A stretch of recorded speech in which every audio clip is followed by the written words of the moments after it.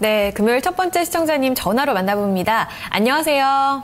네, 안녕하세요. 네, 시청자님 반갑습니다. 네, 반갑습니다. 네, 한 주 어려우셨을 것 같은데요. 먼저 어떤 종목인지에 따라 조금 달라지실 수도 있을 것 같습니다. 어떤 종목 갖고 계세요? 현대중공업 25만 6천 원에 20%요. 현대중공업 들고 계시고요. 매수가가 25만 6천 원에 20%시라고요. 네네. 네, 알겠습니다. 이번 주에 좀 많이 속상하셨을 것 같습니다. 네, 반토막 난 것 같아요. 네네. 시청자님 혹시 언제쯤 들어가신 건가요? 2년 넘었어요. 오래 갖고 계셨네요. 네, 시기를 놓쳐가지고. 그러시군요. 일단은 올해에도 딱히 매도 시점은 없었던 것 같아요. 그렇죠? 좀 네. 기다리셨을 것 같은데 지금 좀 답답한 상황에서 좀 두 전문가는 어떻게 보는지 저희가 한번 살펴보도록 하고요. 하반기 그리고 가격 전략까지 짚어드릴게요. 네. 네. 먼저 오늘 종가 확인하겠습니다. 네, 현대중공업입니다. 시청자님 매수가가 25만 원대인데요. 오늘 종가가 2% 추가적으로 더 밀렸습니다. 14만 7천 원에 거래 마감됐습니다. 네. 시청자님께서 너무 속상하셨을 것 같습니다. 갖고 계신 분들 모두 그러하실 것 같은데요. 먼저 하승훈 전문가님. 네. 현대중공업입니다. 사실 네. 조선주가 가볍고 매매하기 편하고 이런 종목은 아니지만 이번엔 정말 너무 쇼크였던 것 같아요. 네. 실적이 너무 안 좋았었는데요. 먼저 실적이 왜 안 좋았는지 짚어봐야 되지 않을까요? 네. 일단 조선주 지금 굉장히 안 좋은데 2분기 실적 쇼크가 나왔죠. 자, 자료를 한번 보면서 말씀을 드릴까요? 어느 정도나 쇼크 수준이었나요? 일단 2014년도 전망이 애초에 안 좋았는데 그 안 좋은 전망보다도 더 안 좋게 나왔습니다. 2분기 영업이익이 1조 1천억 정도 나왔는데요. 컨센서스가 뭐 손실이 영업 손실이 뭐 많게는 뭐 한 1천억, 적게는 500억 뭐 이 정도 500억 1천억 수준이었거든요. 근데 지금 1조 1천억 나왔으니까 컨센서스 대비 뭐 10배, 20배 이렇게 손실이 많이 났습니다. 그래서 기존에 이제 조선 부분도 안 좋게 나왔고 조선 부문도 안 좋게 나왔는데 거기 이제 해양 플랜트 부분 그러니까 크게 이제 조선, 해양, 그다음 육상 이렇게 육상 플랜트 이게 크게 세 가지 부분인데 조선은 계속 안 좋은 상태고 안 좋은 상태에서 수주만 조금 증가하고 있는 상태인데 증가했었는데 이게 수익으로 연결되기까지는 좀 시간 텀이 좀 걸리고 근데 그 전에 저가 수주했던 부분이 지금 실적을 괴롭히고 있는데 그 조선 부분뿐만 아니라 이 플랜트 부분까지도 이 지금 리스크가 커지고 있는 거죠. 애초에 계산했던 것보다 비용이 더 많이 들어가면서 이게 결국 수주 받았던 게 수익으로 연결이 안 되고 손실로 연결이 되는 지금 상황입니다. 그래서 조선이 안 좋으면 해양이나 육상 플랜트 쪽에서 좀 올라와 줘야 되는데 육상 플랜트 생각지 않았던 육상 플랜트 부분마저도 손실이 커지면서 지금 걷잡을 수 없는 상황이 됐다라고 볼 수가 있겠습니다. 네. 올해 연간 전망 그리고 앞으로는 어떤가요? 실적 전망이. 근데 지금 문제는 그렇습니다. 문제는 사실 2분기 실적이 안 좋더라도 3분기, 4분기에 회복될 가능성이 좀 보인다. 좀 그런 근거가 있다라고 한다면 뭐 지금 저가 매수 기회로 삼아볼 수도 있겠죠. 뭐 주당 순자산이 한 25만 원. 올해 이제 수익이 많이 깨져가지고 BPS가 좀 내려가긴 하겠지만 그래도 많이 내려가더라도 20만 원까지는 될 텐데 그러면 PBR 1배 수준까지 상승할 수 있는 그런 기대감이 있는데 근데 그런 기대감이 실제 주가로 연결이 되려면 중요한 것은 이제 3분기나 4분기에 실적이 회복된다는 실적이 더 이상 나빠지지 않는다는 그런 기대감이 있어야 되는데 현재는 그런 게 없습니다. 현재는 3분기, 4분기 중에 좀 불투명한 상황이고요. 3분기에도 좀 불투명하다. 그렇게 따지면 결국 2015년 상반기에나 가야 회복이 된다는 것도 아니고 회복이 될지 안 될지를 확인할 수 있다. 네. 좀 안 좋은 상황이네요. 네, 결론이 일단 올해까지는요 매우 좋지가 않은 상황이다라고 얘기를 해주셨고요. 내년은 수주를 보고 또 내년 상반기를 평가할 수가 있다는 말씀이신 것 같은데 그렇다면 이슈 측면에서 봤을 때 조금이나마 좀 기대를 해볼 수 있는 여지가 있을까요?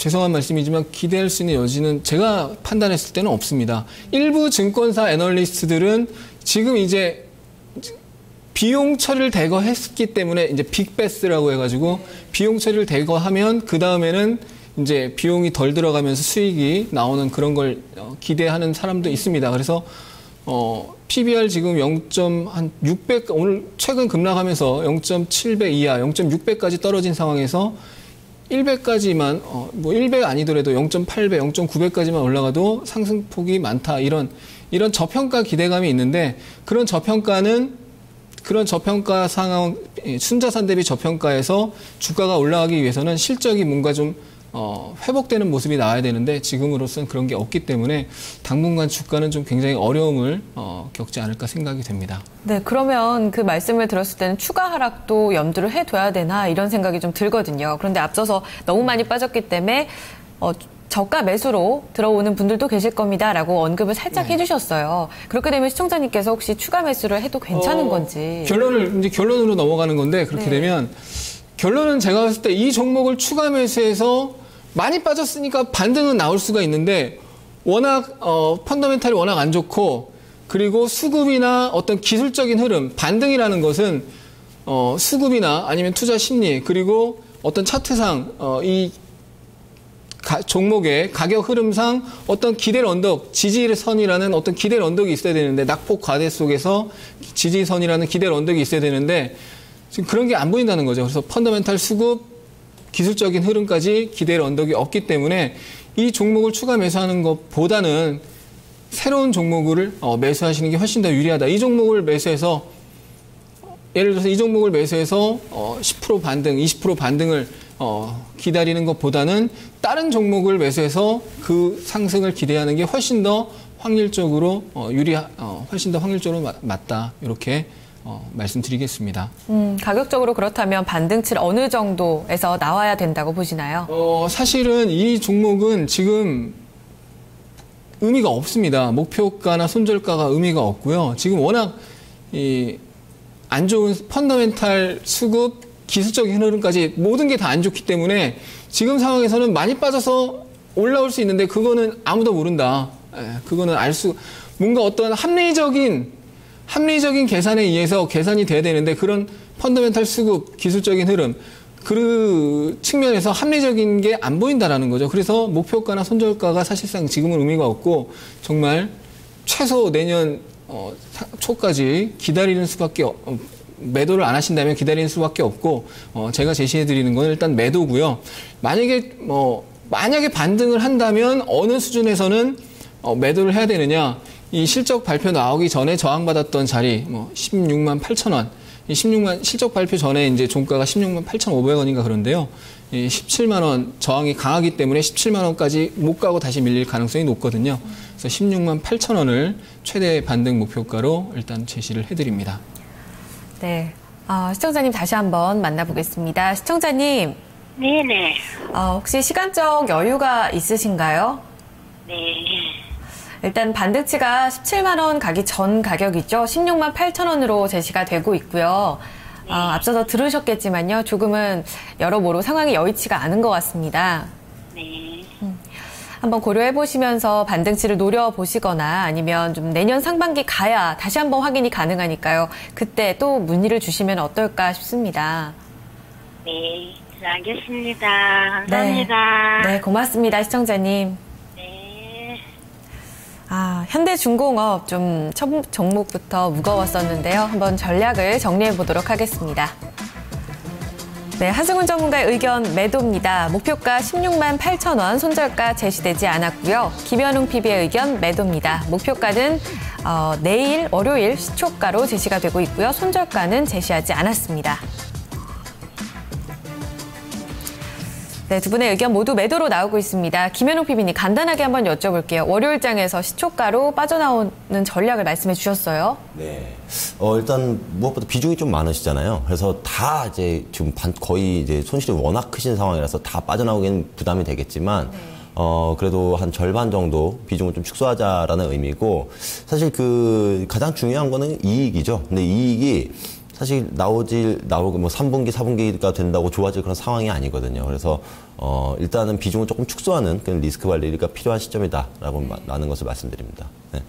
알겠습니다. 시청자님 보고 계실 텐데요. 같이 한번 고려를 해보셨으면 좋겠습니다. 자, 다음 종목으로 넘어가겠습니다. 게시판에 오늘도 많은 사연 올려주고 계시는데요. 뒷자리가 8596님입니다. 미래에셋증권을 46,400원에 매수하셨고요. 20%를 들고 계십니다. 상담 부탁합니다. 라고 남겨주셨네요. 오늘 종가는요. 2.97% 하락하면서 45,750원에 거래가 마감됐습니다. 자, 김현욱 PB님, 네. 증권주 요즘에 굉장히 좋잖아요. 오늘 장에서는 조금 밀렸습니다. 어떻게 전략을 세워볼까요? 네, 사실 미래에셋증권이 약간 다른 증권 주에 비해서 좀 약간 차별화되는 흐름을 지금까지 보여줬거든요. 즉 실제로 어닝도 실적도 마찬가지입니다. 실적도 다 적자 막 심하게 나오고 있을 때 그나마 흑자를 유지하는 그런 몇 안 되는 증권사였습니다. 그러다 보니까 주가도 또 혼자 따로 놀았어요. 뭐 다른 어떤 증권주들이 폭락할 때 혼자 버티고 그리고 자산 가치 베이스로 봤을 때는 그 밑으로 떨어지지 않고 계속 그런 이렇게 견조한 흐름을 유지하는 그런데 그 가장 큰 원인은 바로 이제 실적인데 미래에셋이 뭐 해외 진출을 먼저 선점을 한 부분 그리고 자산운용사의 계열사 자산운용사의 어떤 강점이라든지 여러 가지 이유를 들 수는 있겠어요. 근데 최근에 들어서는 이 다른 증권주들은 또 폭등을 하는데 미래에셋 증권만 폭락을 합니다. 또.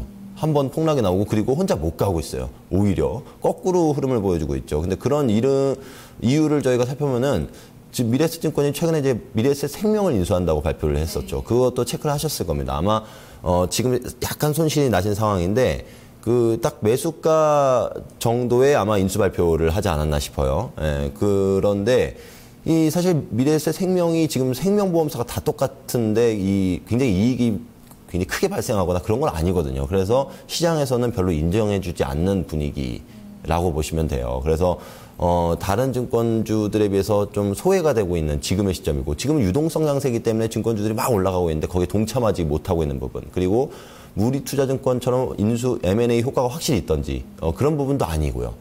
그런 부분에서 좀 아쉬운 부분이 있는데 저는 이렇게 보고 있습니다. 미래에셋증권이 지금 이제 시장에서는 별로 인정을 안 하는 이 생명보험사의 시너지. 근데 미래에셋생명의 시너지는 장기적으로 저는 가능하다라고 개인적으로 판단하고 있습니다. 지금 그 생명보험사들의 주식을 똑같이 생각해 보시면 될 것 같아요. 이 생보사들 지금 주식 사는 거는 좀 이상할 수 있죠. 왜냐하면 최경환 노믹스로 따지면은 금리 인하를 해야 되는 시점이기 때문에 한 번 정도는 지금 생보사를 사는 게 말이 되느냐 이렇게 얘기를 할 수는 있겠지만 그게 마지막 인하라고 생각을 해보십시오. 마지막 인하. 그러면 어떻게 보면 그때 생명보험사가 매수 기회일 수도 있겠다라는 생각이 들고 조금 일찍 움직이는 집단이 외국인이잖아요. 실제로 매수가 들어오고 있습니다. 즉 미래에셋 생명의 어떤 포텐셜이 굉장히 안 좋다라고 해석하는 거는 의미이고 오히려 지금 헐값의 그 계열사 그리고 계열사를 인수하기 때문에 어느 정도 시너지를 장기적으로 봤을 때는 있다. 근데 문제는 지금 시장에서 올라가는 컨셉하고 좀 다르기 때문에 소외가 되고 있는 거고 이런 단기적으로는 조금 더 힘들 수 있겠다라는 생각이 듭니다만 중장기적으로 가져갔을 때는 오히려 다른 증권사보다 나을 수 있다는 거죠. 그래서 그 차트로 설명을 드려볼게요. 네. 이 46,000원 정도의 매수를 하셨죠. 네, 뭐 46,000원 매수를 하셨는데 당분간은 좀 어렵지 않을까 싶어요. 단기적으로는 요 정도의 흐름이 나오지 않을까 이렇게 예상이 되고 있는데 좀 시간 투자를 하신다면 저는 최고가 52,200원도 벗길 수 있다라고 보고 있습니다. 최근 들어서 최고가. 그래서 약 2주 정도는 더 하락할 수 있다. 하지만 한 달 반 정도 지나면 그 수익이 나 있을 것이고 한 3달, 4달 지나면은 수익이 좀 꽤나 나 있을 것이고 이렇게 생각을 하시면 된다는 거죠. 네, 그렇게 진단해 드리도록 하겠습니다. 네, 아마도 시장이 최근에 좀 궁금해했던 부분이에요. 미래에셋 생명을 안고 가는 미래에셋 증권에 대한 앞으로의 장기적인 흐름에 있어서의 김현욱 PB의 시각도 함께 들어봤고요. 일단은 전 고점인 52,000원대까지도 가능하다는 의견 함께 제시가 되고 있습니다. 다만 단기적으로 이런 흐름이 좀 더 이어질 수는 있다는 시각도 참고해 주시면 좋겠습니다. 네, 미래에셋 증권 함께 살펴드렸고요. 이어서 다음 시청자님 전화로 기다리고 계십니다. 안녕하세요. 네, 안녕하세요. 네, 시청자님 반갑습니다. 네, 반갑습니다. 네, 목소리가 너무 따뜻하시네요. 아, 그래요? 네. 고맙습니다. 어떤 종목을 저희가 도와드릴까요? 기아차를요. 네. 얼마에 사셨나요? 오래됐어요, 지금. 네. 물려가지고 7만 원에. 아, 7만 네. 원에 물린 거 지금까지 계속 가지고 가고 있거든요. 네네. 그래서 30%이기 때문에 이제 5만 몇천 원 하다가 이제 6만 원이 넘어가니까 네네.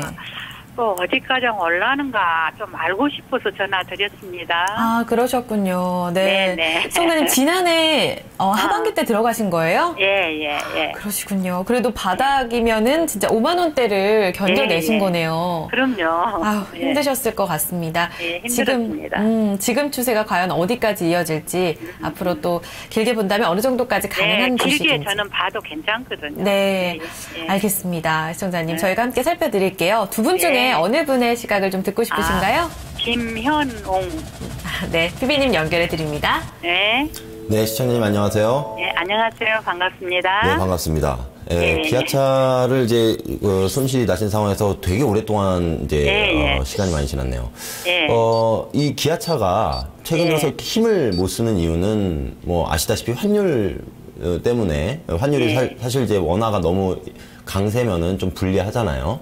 네, 왜냐면 네. 이제 수출을 하는 수출주다 보니까 환율이 뭐 네. 좀 올라줘야, 즉 원화가 네. 좀 약세가 돼줘야 이명박 정권 때처럼 어떤 신고가를 치고 이런 흐름이 나올 수가 있는데 지금은 이제 그 어떤 경기 부양책도 내수 부양 정책이 나오고 있고 이런 시대다 보니까 예전에 그런 영광을 보여주지 못하고 있는 그런 상황이에요. 근데 저는 지금보다는 충분히 올라올 수 있다라고 보고 있습니다, 개인적으로. 그 이유를 말씀드리면 이제 매수가가 7만 원인데 이제 7만 원까지 갈 수 있는 이유를 말씀드리면 사실 우리나라가 금리가 일본에 비해서 굉장히 지금 아직도 높은 상태죠. 네. 근데 그러면 캐리 트레이드를 생각하시면 돼요. 일본에서 돈 빌려서 한국에서 사면 되거든요. 한국에서 이제 예금을 맡기면 그게 캐리 트레이드인데 그게 그런 흐름 자체가 이제 바로 이제 엔화는 약세고 원화는 강세고 이런 흐름이 연출이 되는 하나의 이유가 됩니다. 근데 우리나라도 금리를 인하한다고 하죠. 그러면 그다지 그렇게 매력적이지 않기 시작해요. 우리나라도 뭐 이렇게 금리 인하를 하게 되면은 그러면은 그런 캐리 트레이드에 대한 흐름이 끊길 수가 있고 그리고 일본의 어떤 엔화 약세는 너무나 지나치게 지금까지 좀 추구를 하다 보니까 어느 정도 플랫하게 이제 반등이 나올 가능성이 높아요. 오히려 엔화는 환율적인 측면을 봤을 때 그리고 원화는 초강세입니다. 지금 초강세고 금리 인하까지 한답니다. 그러면은 좀 바뀔 수가 있겠죠. 그런 구도 자체가 어느 정도 원화는 조정이 나오고 엔화는 반등이 나오고 이런 시점이 되면은 그동안 환율이 발목을 잡고 있었던 이 자동차 그리고 IT 뭐 수출주들에게 이제는 바닥 다지기의 어떤 신호가 될 수 있고요. 그리고 이 다른 것보다 기아차가 막 실적이 예전처럼 막 증가하는 그런 성장주 시대는 아니에요. 기아차는 그냥 실적 대비 싼 가치주로 변한 시대거든요. 근데 최근 들어서 어떤 시장의 흐름을 봤을 때 이 배당 이슈, 유보금 과세 이슈 이런 것들 때문에 전체적으로 거래소가 2003년 매물대를 돌파하는 지금 시점에 기아차도 어느 정도 주주 친화적인 정책이 나올 수밖에 없다라는 거죠. 그러면 이 배당 이슈만 가지고도 밸류에이션을 해보면 그 PER이라는 밸류에이션 개념이 있는데 그게 이제 다른 식으로 표현하면은 분자의 배당 성향이 있어요. 근데 배당 성향이 우리나라가 전 세계 꼴등이라고 보시면 되는데 배당 성향이 올라간다 그러면은 전체적인 시장이 올라갈 수 있는 그런 논리를 만들어 주는데 기아차도 왜 못 올라갈 이유가 전혀 없다라는 거죠. 현금도 충분하고 그러면 그런 배당 이슈 그리고 첫 번째 말씀드리는 환율 이슈 그 두 가지만 하더라도 실적은 지금 정도만 유지되고 지금 정도의 밸류에이션 메리트가 있다면 전 7만 원은 가능하다. 네, 이렇게 보고 있습니다. 하지만 7만 원을 도달하게 되면 그때 가서는 이제 성장주 개념이 아니라 어떤 배당주 개념이고 약간 어떤 가치주의 개념이기 때문에 그때는 매도를 고려하셔야 돼요. 근데 7만 원 매수가 기다리면은 꼭 거기 터치 안 하고 빠지는 경우가 있죠. 그러니까 일단 1차적으로 전고점 목표가 드릴게요, 제가. 68,900원이 최고가였는데 68,000원 정도 목표가 드릴 테니까요. 도달을 하게 되면 다시 한번 재진단을 의뢰해 주시는 걸로 그렇게 정리해 드리겠습니다. 그러면 PB님 68,000원 정도 올라오려면 대충 몇 월 달에 가장 기다려야 될까요? 올해 안 걸린다고 봅니다. 저는 올해 안에 그래요? 가능하다. 왜냐 지금 장세가 거래소 장세라고 저는 확신하고 있고 코스닥보다는 거래소라든지 이런 기아차도 거기에 동참할 수 있는 흐름, 편승할 수 있는 흐름이다라고 본다면은 올해 내에 가능하다. 예, 말씀드리겠습니다. 예, 감사합니다. 예, 수고하세요. 예. 네, 시청자님, 도움 많이 되셨으면 좋겠습니다. 보고 계실 텐데요. 좋은 참고 되셨으면 좋겠고요. 기아차 1차 목표가에서 다시 한번 의뢰해 주시길 바라겠습니다. 자, 게시판 종목도 보겠습니다. 이번에도 문자 참여입니다. 뒷자리 9452님께서 휴비스를 갖고 계시네요. 11,200원에 들어가셨고 10% 들고 계십니다. 하승훈 전문가님, 네. 시청자님의 매수가 최근에 좀 있었는데 설마 오늘 들어가신 건 아니시겠죠? 뭐 그러실 수도 있겠는데요. 네, 최근 며칠 사이에 들어가신 것 같아요. 네. 지금 상황에서의 전략은 어떻게 세워볼까요? 일단 엊그저께 실적 발표했는데 실적이 뭐 썩 좋지는 않았습니다. 그냥 겨우 그냥 체면치레 정도 했다. 작년 172억 영업이익이었는데 이번에 165억 나왔거든요.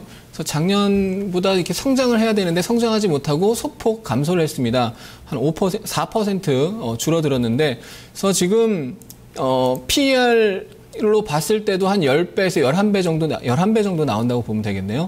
PER 11배 정도 나오고, PBR 뭐 1배 수준입니다. 그래서 주가가 그렇게 싸지도 않고 또 비싸지도 않고 적정한 수준에 있다라고 볼 수가 있고요.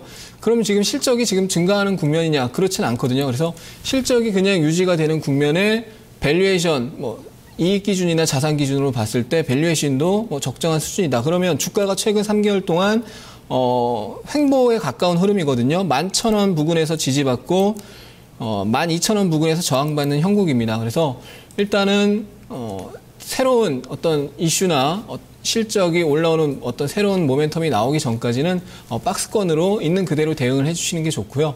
그러면 11,000원 부근에서는 단기 매수, 12,000원에서는 단기 매도 이렇게 대응을 하시는 게 무난한 전략이다. 만약에 이제 손절가를 제시를 한다면 전저점이 차트를 한번 보면서 말씀을 드리면 최근 4월 달 이후에 1,800원에서 12,500원. 그래서 러프하게 보면 11,000원에서 12,000원 사이에서 움직입니다. 정구점이 12,050원이고요. 그래서 직전 저점 1,800원인데 이 자리가 굉장히 중요한 자리예요.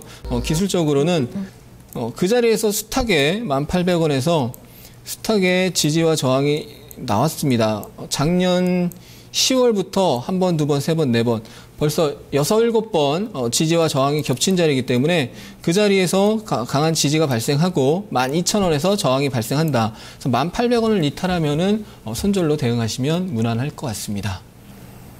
네, 손절가까지 점검을 해드렸고요. 11,000원, 12,000원 박스권 트레이딩 도움 되셨으면 좋겠습니다. 1부 마지막 종목 휴비스로 마무리 짓고요. 종목 진단 2부에서 이어갑니다.